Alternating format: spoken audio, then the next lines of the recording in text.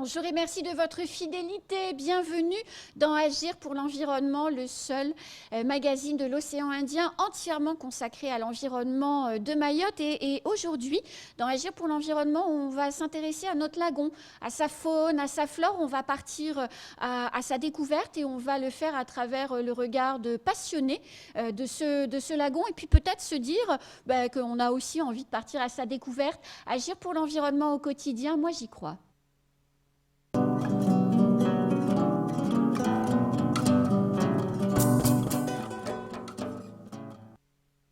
On parlait de passionnés, alors ce matin nous en avons deux sur le plateau. On reçoit pour parler de la faune et de la flore du lagon Johan Doucet du parc marin qui est responsable du pôle ingénierie au parc marin. Bonjour. Bonjour. Et puis on reçoit également Mathias Bertrand que l'on connaît peu mais on connaît tous Sea Blue Safari. Bonjour. Bonjour, merci de votre invitation. Merci d'être avec nous ce matin. On dit que le lagon de Mayotte est le plus beau du monde. Alors, est-ce que c'est vrai? C'est l'un des plus beaux et les plus grands lagons fermés du monde, on peut le dire. Ouais. Ouais. Vous partagez? Je suis loin de les avoir tous faits, mais en tout cas de ce que j'ai vu aujourd'hui, il fait partie des plus beaux lagons que j'ai pu voir moi en tout cas. Et qu'est-ce qui le rend si beau ce lagon? Un ensemble de paramètres. On est dans une zone considérée comme ce qu'on appelle un hotspot de biodiversité. Le 34e, je crois. Le nord du canal du Mozambique, c'est une zone très très riche. Mayotte est une île très ancienne qui a développé un lagon quasiment complètement fermé et qui abrite une faune, une flore corallienne très riche, très dense, à nul autre pareil. Pour un lagon fermé. Oui, tout à fait. En fait, c'est vraiment un endroit qui est resté préservé encore par rapport au monde entier, un endroit qui est resté encore très préservé, notamment de nos activités, et où beaucoup d'espèces, une grande diversité d'espèces a pu continuer à se développer et à évoluer. Ce qui fait qu'à Mayotte, on retrouve une grande diversité d'espèces, pas forcément toujours en grande quantité. Je veux dire, par exemple, c'est pas peut-être le meilleur endroit pour voir le plus de baleines ou encore le plus de raimentas, mais on a quand même ces espèces qui sont là et qui perdurent et qui vivent dans ce lagon. Alors justement, dans le lagon, les espèces vivantes que l'on peut voir, alors les animaux mais aussi les végétaux, c'est quoi le plus emblématique? Parce que vous avez déjà parlé de raimentas, vous avez parlé également de baleines. Oui, bien sûr. Donc il y a toutes les espèces qui ont dans le monde un fort capital sympathie, comme on dit, comme les tortues marines, les mammifères marins, les baleines, les dauphins. Je pense que ce sont des espèces qui nous impressionnent de par leur taille déjà. Et donc c'est ce qui fait qu'elles sont emblématiques, en tout cas d'un point de vue culturel. Est-ce que vous y êtes tous les jours? Oui, tous les jours. Tous les jours depuis de nombreuses années. Mayotte, on l'appelle l'île aux lagons, on l'appelle l'île aux tortues, l'île aux baleines, l'île aux parfums. Mais je dirais que l'animal emblématique du lagon, je pense, pour moi, ce serait le dugong. Mais on en voit, là, pour le coup, on n'en voit pas souvent. Oui, Vous en avez déjà vu? Oui. Dans le lagon? Dans le lagon, il vit dans le lagon. Avant, il vivait par troupeaux entiers. Et c'est un animal qui est un petit peu mythique, qui est un sirénien. Donc on dit qu'il est à l'origine du mythe des sirènes. Tout à fait. Et aujourd'hui, c'est un animal bon, il y a peu d'individus maintenant dans le lagon. C'est un privilège de l'observer, de le voir dans son milieu. Et il est emblématique parce qu'il représente quelque part la nécessité de la sauvegarde de ce lagon si on veut garder cette espèce qui est fragile et peu nombreuse. Donc voilà, pour moi, ce serait cet animal qui représente aujourd'hui l'enjeu pour le lagon de Mayotte. Et pour vous, côté parc marin, c'est quoi l'animal emblématique? Écoutez, moi je suis assez d'accord avec Mathias. C'est vrai que le dugong intègre aussi cet aspect, cette nécessité justement de protéger l'environnement et de réguler nos activités. Voilà, après, bon, aujourd'hui, je pense qu'il reste encore, comme je disais, voilà, la baleine à bosse, par exemple, hein, qui revient régulièrement dans les eaux de Mayotte pour se reproduire et mettre bas.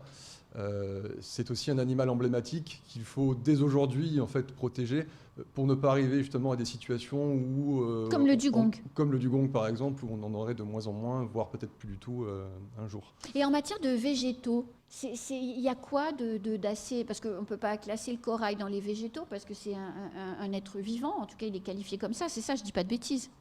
Oui, alors le corail avant tout est un animal, hein, ce qu'on appelle le polype, Ouais. qui va s'associer à une algue, qui n'est pas un végétal en soi, mais qui fait de la photosynthèse, donc qui peut être considéré comme tel, pour créer son squelette.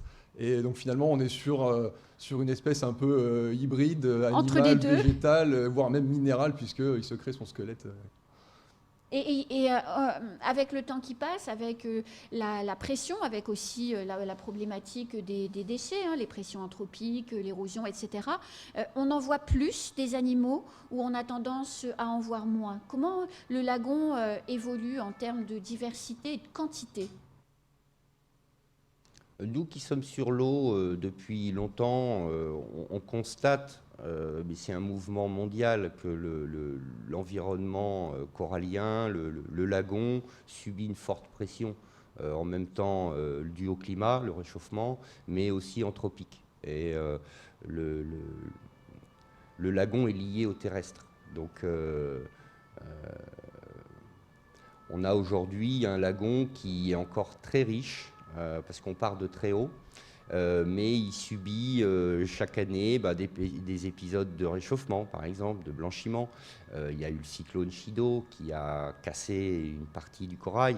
Bon, tout ça se régénère de manière naturelle, mais aujourd'hui, on a d'autres facteurs humains qui font qu'on ne sait pas très bien ce que va devenir cette richesse. Il y a encore de belles choses à voir et j'invite tout le monde à se rendre sur le lagon pour le constater. Mais il y a réellement une pression sur le lagon et on doit en prendre conscience. Vous partagez? Oui, tout à fait, je partage. Après, de notre point de vue à nous, qui lançons des suivis scientifiques Oui. justement pour essayer d'évaluer l'état de santé et l'état des populations, hein, de ces différents animaux, en effet, on peut que constater en fait qu'on est plus, et c'est en accord avec ce qui se passe au niveau mondial, sur un déclin. Alors, les dynamiques de population en fonction des espèces, hein, c'est très fluctuant, c'est dépendant de beaucoup de paramètres. L'océan, il y a énormément de paramètres qui peuvent varier à l'intérieur et qui vont favoriser d'un moment à l'autre une espèce ou l'autre. Mais on ne peut pas nier qu'en effet, il y a une action de l'homme aujourd'hui qui va très vite. En fait, voilà, on parlait après Chido, il y a eu beaucoup de dégâts aussi sous l'eau, sur les récifs coralliens par exemple. On peut faire confiance à l'environnement pour se régénérer, mais l'environnement va se régénérer à son pas de temps à lui, et qui a un pas de temps qui est beaucoup plus long que le nôtre, que celui auquel on se développe nous. Donc en fait, si vous voulez, voilà, on a une rapidité de développement qui ne permet pas à ces animaux qui ne laisse pas le temps à ces animaux de s'adapter, à ces espèces de s'adapter, et ce qui fait qu'aujourd'hui, elles sont plus en difficulté finalement que le contraire. Alors, à part ici à Mayotte, tout le monde connaît la pêche, hein, et beaucoup de familles la pratiquent régulièrement. Mais à part la pêche, c'est quoi les activités, les métiers qui peuvent s'exercer autour du lagon, de sa faune et de sa flore? Bon, il y a les métiers du tourisme, Oui. évidemment, qui se développent. Il y a une école maritime à Mayotte. Il y a après le bac, on peut faire des études liées au tourisme, hôtelier, maritime. Voilà. Il y a la partie protection de l'environnement, hein, donc, qui est liée aussi aux scientifiques. Donc il y a pas mal de choses à faire sur cette thématique. Le côté scientifique, vous le développez comment? Alors nous, le côté scientifique, nous, on est plus sur tout ce qui est voilà, donc, suivi, amener de la connaissance sur comment fonctionne en fait ce lagon et toutes ces espèces. Après, du coup, pour répondre à la question de quelles activités peuvent être développées autour du lagon, j'ai envie de dire tout un tas d'activités aujourd'hui qui peut-être n'existent même pas. Donc à nous aussi d'être innovants là-dessus. Je pense que l'océan a un très fort potentiel en termes de solutions. qui nous apporte déjà. Hein. Je veux dire, l'océan nous rend quand même aujourd'hui énormément de services. On sait par exemple que énormément de molécules des espèces qu'on trouve dans l'océan servent aux pharmaceutiques, par exemple. Voilà. Donc, je pense que l'horizon est presque infini des possibilités. Maintenant, il faut juste prendre le temps de les exploiter et de les exploiter avec respect pour qu'on puisse continuer justement à profiter du à en lagon. profiter sur les générations à venir. C'est ce qu'on appelle le développement durable. Alors je vous propose, si vous en êtes d'accord tous les deux, qu'on fasse un petit saut de puce dans le sud de l'île. On va aller au jardin Mahorais et on va justement découvrir des activités nautiques, des activités de découverte de l'environnement et de sensibilisation à sa protection. Écoutez-les.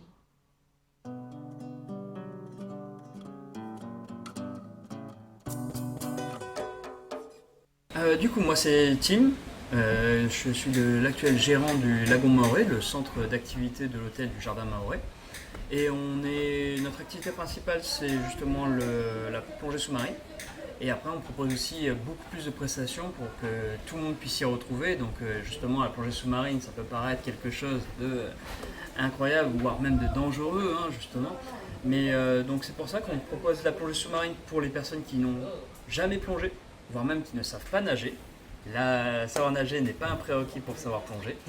Et donc ça pour les débutants, mais aussi pour les plongeurs certifiés, on propose des plongées plus profondes, plus techniques, etc. Et pour les personnes qui veulent tout simplement pas faire de plongée et qui veulent juste profiter des récifs, parce qu'en effet on est dans l'un des plus beaux lagons du monde, hein, il y a énormément de vie, c'est le plus beau lagon du monde de par sa diversité, de par ses poissons, parce qu'en effet il y a une diversité de petits et de gros, de la tortue allant jusqu'à l'arrêt, allant aussi jusqu'au requin. Il n'y en a pas beaucoup, il n'y en a pas dans le lagon, hein, c'est qu'à l'extérieur. Mais quand on va aller les chercher, on les voit. Et aussi tout ce qui est crustacés, etc. Il y a énormément de diversité et ça mérite son titre de plus beau lagon du monde. Donc on peut aussi en profiter depuis la surface en faisant juste du snorkeling. Donc nous on propose du palme, masque, tuba et vous venez sur le bateau et là on va sur un récif à l'intérieur du lagon. Et là vous avez tout le récif pendant 1h30 où justement vous pouvez nager par-dessus, voir les bancs de poissons qui se mélangent, voir les grosses carangues, les gros poissons bleus qui chassent en plein milieu. Donc il y a de belles, très très belles choses à voir. Et enfin, pour ceux qui ne veulent pas forcément monter sur un bateau, on propose aussi le palme masque tuba sur la plage de Ngouja. Et donc là, la plage de Ngouja, elle est quand même réputée pour ses tortues, notamment ces tortues vertes. Il y en a, je crois, une cinquantaine qui vivent à l'année. Et justement, on va souvent les voir. Il y a aussi le tombant qui est pas bien loin. Et on peut aller nager dessus. Et là aussi, déjà, il y a une multitude de poissons. Donc tout le monde peut s'y retrouver, que ce soit des personnes, des plongeurs expérimentés ou alors pas des plongeurs du tout. Moi c'est Maël, je suis chargé de mission environnementale et biodiversité au sein du Jardin Mahorais et Lagon Mahorais, le centre de plongée.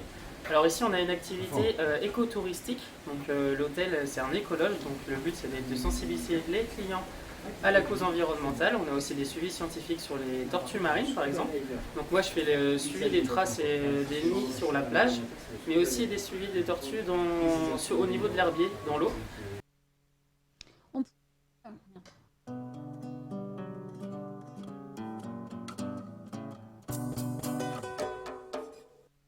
On pourrait imaginer développer encore plus d'activités comme celle-là qui permettraient à nous, habitants sur Terre, de nous familiariser avec le lagon et donc de le respecter davantage. Les activités, on peut développer bien sûr les activités sur le lagon,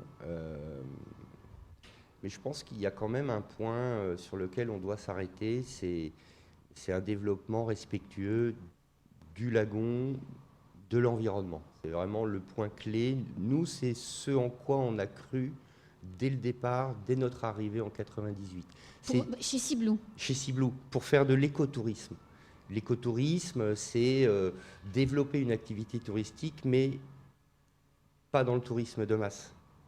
Un tourisme respectueux, c'est un tourisme qui va pas chercher le nombre, qui va chercher la qualité. Mayotte est une petite île, et donc une activité trop grande serait, à mon avis, peut-être pas forcément la bonne voie à suivre. Mais vous, du côté du parc marin, vous encadrez les activités justement touristiques dans le lagon. Il y a cette charte d'approche des mammifères marins. Il y a plein de choses qui sont mises en place justement pour tenter de ne pas faire de la massification à gogo et de respecter aussi les animaux. Oui, je parlerai plus de suivi et d'accompagnement au développement de ces activités-là que d'encadrement vraiment. Mais il y a une charte. Oui, évidemment. De toute façon, à partir du moment où on essaye, parce que c'est la vocation du parc marin, Oui. d'essayer de concilier activité humaine avec l'évolution de la biodiversité. Donc il y a forcément à un moment donné des connaissances qui émergent d'un point de vue scientifique, où on apprend plus sur les comportements, sur les populations, etc. Et on se dit, ah ben finalement, telle activité, peut-être qu'il faut y faire attention, on ne le savait pas avant. Donc on commence en général par faire des recommandations, et c'est là où on va travailler avec un peu tous les usagers et tous les acteurs du lagon, qui sont d'ailleurs membres, en fait, qui sont représentés au conseil de gestion du parc marin. C'est un organe de concertation. Bien sûr. Et donc voilà, et donc une fois ces recommandations faites, si évidemment on se rend compte qu'il faut aller plus loin parce que la situation devient critique, oui, il peut y avoir des chartes, voire même des réglementations et de la surveillance qui est mise en place dans la foulée. Alors, dans l'interview, la personne qui s'occupe du tourisme sur Terre parle des suivis de pontes de tortues, etc. Évidemment, qui dit tortue pense au braconnage, qui est aussi une réalité sur notre département. Si on n'arrête pas ces mauvaises pratiques, que pourrait être le braconnage, que pourrait être de ne pas respecter les encadrements de pêche que vous mettez, parce que là, pour le coup, il y a des sanctions à la clé, donc on peut vraiment parler d'encadrement. Qu'est-ce qui va se passer à terme?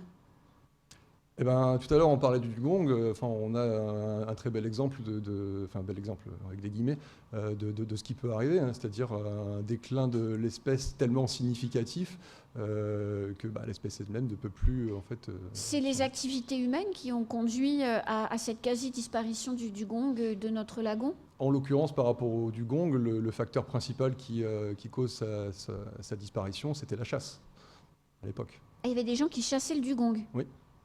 Oui, tout à fait. Le dugong, alors avant Mayotte, avant son développement, c'était une île qui vivait en autarcie et qui donc subsistait avec les produits de la mer et les produits de la terre. La chasse au dugong a toujours existé, c'est une chasse traditionnelle qui apportait aux pêcheurs, aux chasseurs, une renommée au sein de son village, hein, un statut. Et il permettait aussi de donner de la nourriture, de la viande. Il y en a peu sur l'île. Et le dugong était mangé pour sa chair qui ressemble à de la viande rouge, en fait. Et c'est 400 kilos. Donc il y avait tout un cérémonial. C'était très particulier. Et c'est la chasse, effectivement, l'arrivée des premières pirogues motorisées et qui a éteint l'espèce parce que il a été chassé en nombre. Et aujourd'hui, quelques survivants vivent peut-être moins d'une dizaine. À moins d'une dizaine. Donc on peut, par exemple, sur les tortues, qui est un réel problème, le braconnage à Mayotte, si on n'y prend pas garde, à un moment donné, ce sont les femelles qui sont bracotées. Ce sont les seules qui montent sur les plages pour faire les œufs. Si on tue les reproductrices, vous imaginez bien ce qui va se passer derrière. Mais comment on peut arriver à faire comprendre, comme l'ont fait les pays du Nord, hein, par exemple, avec la pêche, la chasse à l'époque à la baleine, que potentiellement on peut générer plus de travail, plus donc de ressources, en valorisant l'animal vivant, qu'en allant le tuer pour ses œufs et sa viande. Parce qu'en l'occurrence, le braconnage de tortue, c'est pour la viande de tortue, en fait, c'est pas pour autre chose. Oui, c'est une problématique qui a été abordée sur d'autres espèces. Je pense tout de suite aux baleines. La chasse à la baleine. Oui, c'est ça, dans les pays du nord du monde. Les tribus du nord, du pôle nord, ont un statut, ont obtenu un statut de chasse, la chasse aborigène de subsistance, parce que le sol est gelé les 3/4 de l'année, on ne peut rien y produire. Donc la seule source de subsistance, c'est la chasse aux cétacés. Et ils ont le droit à un certain nombre. Maintenant, le reste, la chasse industrielle, c'est autre chose. Et il y a quelques années, les mouvements de protection de l'environnement ont développé une thématique qui consistait à dire et à faire passer comme message, une baleine vivante qu'on va observer rapporte beaucoup plus à l'économie qu'une baleine morte. Oui. Voilà. Et ça a marché d'ailleurs. Et ça a marché, puisque des nations anciennement chasseuses de baleines sont devenues des nations touristiques d'observation des baleines, de whale watching. Et on peut reproduire ça sur les tortues, sur les plein de dugongs. Mayotte a plus à gagner à préserver son environnement, qui est son véritable trésor, plutôt que d'autres choses. Est-ce que le tourisme scientifique, c'est quelque chose qui pourrait fonctionner à Mayotte et dans le lagon? Alors quand je dis tourisme scientifique, c'est les gens qui pourraient être attirés par le volcan. Alors vous allez me dire, attends, il n'est pas dans le lagon le volcan. C'est vrai, mais enfin il n'est pas loin quand même. On a également ces suivis scientifiques, ces programmes de recherche que vous conduisez. On a également au pôle d'excellence rurale de Coconi le programme intégré d'innovation qui est sur le lagon en partie. Est-ce que tout ça, ça peut faire émerger un nouveau public qui s'intéresserait à notre lagon? Ça pourrait, encore une fois. Nous, c'est vraiment quelque chose sur quoi on essaye de s'appuyer. Hein. C'est ce qu'on appelle la science participative. En fait, voilà, tout à l'heure, on parlait du développement des activités touristiques. Voilà, bon, je suis tout à fait d'accord qu'aujourd'hui, ce qui fait la qualité des prestations aujourd'hui à Mayotte, c'est que le lagon n'est pas saturé en fait, hein, de bateaux. Ou, voilà. Pardon. Donc, en fait, il y a ce côté, on va sur le lagon faire une balade pour son émerveillement. Et je pense qu'on a tout à gagner à associer ça à la compréhension concrète. Et c'est d'ailleurs pour ça que bon nombre de prestataires sont de plus en plus aussi dans l'explication de ce qui se passe, s'appuient aussi sur la science pour ça. Et nous, ce qu'on propose aussi, et ce qu'on essaye, c'est pas forcément facile à mettre en œuvre, c'est que ces observations-là, qui sont faites par des opérateurs ou par tout un chacun, puissent servir à la science. Voilà. Alors c'est pas toujours évident parce qu'en fait des observations comme ça opportunistes, c'est pas forcément la même chose qu'une étude scientifique de comportement, par exemple d'un mammifère marin, qui va être faite en lisant les paramètres pour éviter les biais, etc. Bref, tout ça, on essaye quand même de le mettre en commun pour faire participer tout le monde. Et je pense que derrière la clé, c'est surtout que je suis touriste, je viens à Mayotte, je vais observer les mammifères marins, j'en ressors, je suis émerveillé, mais j'ai aussi compris, j'ai appris de comment ces espèces-là vivent, comment elles se développent, à quoi est-ce qu'il faut faire attention, pourquoi elles sont menacées, etc. Et pour celles et ceux qui nous écoutent aujourd'hui et qui se diraient, mais finalement, je ne le connais pas très, très bien, le lagon, et j'ai peut-être envie, on a vu les images, hein, de voir les poissons, même si je ne sais pas nager, comment on fait quand on ne connaît pas, et on est nombreux à Mayotte à ne pas connaître bien le lagon, comment on peut, donnez-nous quelques conseils, comment on fait pour commencer la première fois? Après, quand on a vu une fois, on y va 1000 fois, mais la première fois, comment on fait? Ça peut commencer par quelque chose de très simple. On a la chance à Mayotte d'avoir des récifs coralliens frangeants qui sont tout près des côtes. Donc simplement se procurer un masque et un tuba et puis aller voir depuis la surface ce qui se passe sous l'eau, c'est déjà suffisant pour s'émerveiller. Et il faut aller où précisément? C'est quoi la plage que vous recommanderiez pour faire ça facilement? Moi, je pense à tous ceux qui nous regardent et qui se disent j'y vais demain, j'y vais ce week-end. Ils vont où? Il y a beaucoup d'endroits, je veux dire, on a vu juste avant la plage de Ngouja par exemple, hein, qui est encore très fréquentée par les tortues et qui a un tombant qui, même après Chido, est encore relativement préservé. Voilà. Après non, il y a tout un tas très franchement, il y a énormément de plages à Mayotte, énormément d'endroits, même les moins connus, qui ont des récifs et des tombants qui sont encore remarquables et relativement bien habités, on va dire. Donc la clé d'entrée, c'est d'abord, j'y vais tranquillement avec mon masque et mes palmes et je vais regarder ce qui se passe. Oui, Mayotte, c'est vrai, Mayotte, c'est l'accessibilité. C'est vraiment ça qui est génial ici. On a accès à une nature sauvage très facilement. Comme tu le disais, Johan, depuis la plage, les tombants, parfois, sont vraiment extraordinaires.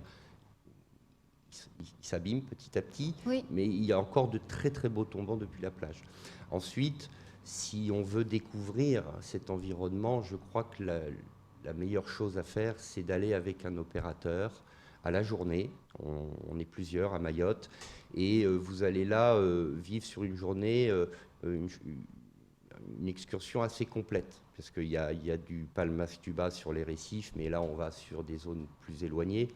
Il y a de l'observation des mammifères, il y a les îlots blancs, il y a la mangrove, tout ça dans une journée.